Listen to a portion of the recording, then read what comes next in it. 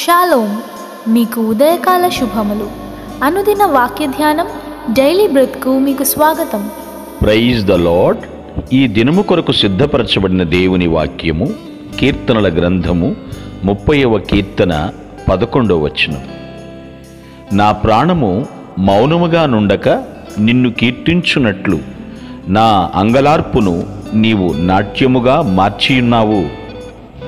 ప్రభునందు ప్రియులారా, ముందుగా మీకు హృదయపూర్వక వందనములు తెలియచేస్తున్నాను. దావీదు తన స్వానుభవాన్ని ఈ మాటలో తెలియచేస్తున్నాడు. నా ప్రాణం మీరు పెట్టిన భిక్ష నాయన.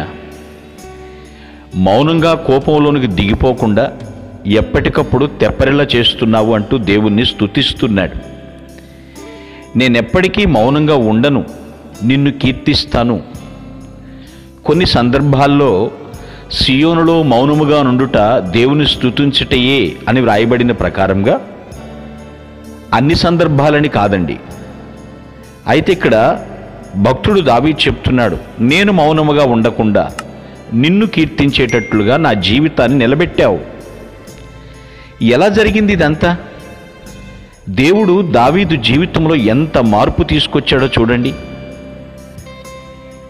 అనామకుడుగా ఉన్నటువంటి వ్యక్తిని అందరి చేత కీర్తించబడేటట్లుగా చేశాడు. అపరిచితుణ్ణి అందరికీ సుపరిచితుడిగా చేశాడు దేవుడు. కారణం ఏంటో తెలుసా? దావీదు అంతగా దేవుణ్ణి వేడుకున్నాడు. హృదయపూర్వకంగా దేవుని సన్నిధిలో పశ్చాత్తాపపడి బ్రతిమలాడుకున్నాడు. నేనే పాటివాడను, నా కుటుంబం ఏ పాటిది? చూడండి, అహంకారాలకు పోలేదు, డంబాలకు పోలేదు, మీది కన్నులు చూసేవాడుగా లేడు. ప్రభువా, నీవు తలుచుకుంటే నేనెప్పుడో మౌనానికి వెళ్ళిపోవలసినండి. కన్ను మూసి పేరు మరుపు వచ్చేటువంటి సందర్భమైనటువంటి స్థితులు ఎన్నో ఉన్నాయి. కానీ నీవు నన్ను మౌనముగా నుంచలేదు, నిన్ను కీర్తించేటట్లు చేశావయ్యా. దేవుడు స్తుతిపాత్రుడండి, స్తోత్రార్హుడు. మన హృదయ సింహాసనం మీద ఆయన అధిష్ఠించబడినప్పుడు మనకు ఆనందం అవధులు దాటిపోండి. అంత గొప్ప ఆనందాన్ని ఇస్తాడు. నా అంగలార్పును నీవు నాట్యముగా మార్చి ఉన్నావు. అంగలార్పుకి నాట్యమునకు ఎంత డిఫరెన్స్ ఉందండి?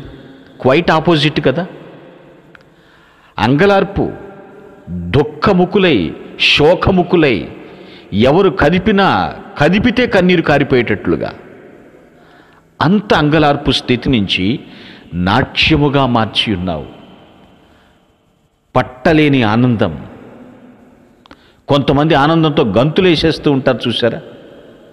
ఎక్కువగా చిన్నపిల్లల్లో మనం గమనిస్తూ ఉంటాం.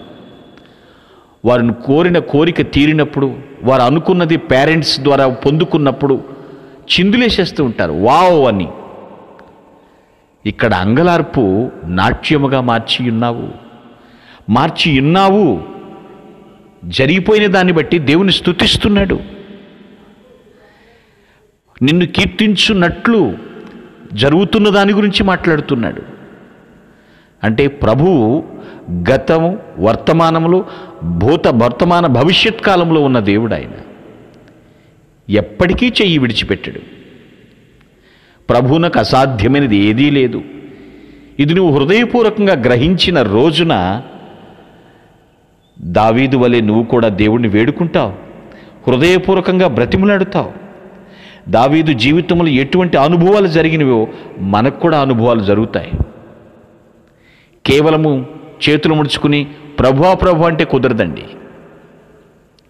స్పందన హృదయపూర్వకంగా రావాలి. స్తుతి అంతరంగంలోంచి రావాలి. భక్తి పారవస్యం పొంగాలి. దేవుడు మెచ్చాలి. దేవుని కార్యాలు అలా ఉంటాయండి. అంగలార్పును నాట్యముగా మార్చేసేటంత శక్తిమంతుడు మన దేవుడు. ప్రభువుని స్తుతించు. నిన్ను మౌనంగా ఉండటానికి దేవుడు నీకు ఆరోగ్యం ఇవ్వలేదు, ఆయన కీర్తించడానికి నిలబెట్టాడు. ఆయన ఘనపరచడానికే పడిపోయి నిన్ను ఉద్ధరించాడు. కృంగిపోయిన నిన్ను చెయ్యందించి లేవనెత్తాడు. క్రీస్తు అనే బండపై మనల్ని నిలబెట్టాడు. ఆయన కీర్తిద్దాం. నాకిచ్చినటువంటి ఈ నాట్యపు ఆనందాన్ని బట్టి నీకు వందనములు అంటూ దేవుణ్ణి అంగరంగ వైభవంగా ఊరేగిద్దాం, ఆర్భాటం చేద్దాం, ఆరాధన చేద్దాం. దేవుని యొక్క కరుణా కటాక్షములను అనుదినము అనుభవిస్తూ ఆయనను ఆరాధించుదుముగాక. మీ కొరకు ప్రార్థించుటకు మేమెల్లప్పుడూ సిద్ధం. Praise the lord. ప్రభు నామమున మీ అందరికీ వందనములు. ఈ మా సందేశముల ద్వారా మీరు ఆశీర్వదింపబడినట్లయితే మీ తోటి వారికి షేర్ చేసి దేవుని రాజ్య సువార్తలో మీరు కూడా పాలుభాగస్తులు కావాలని ఆశిస్తున్నాం. మొదటిసారిగా ఈ ఛానల్ను చూస్తున్నట్లయితే మా ఛానల్ను సబ్స్క్రైబ్ చేయండి. వీడియోలు నోటిఫికేషన్ రూపంలో పొందుటకు బెల్ బటన్ని ప్రెస్ చేయండి. God bless you.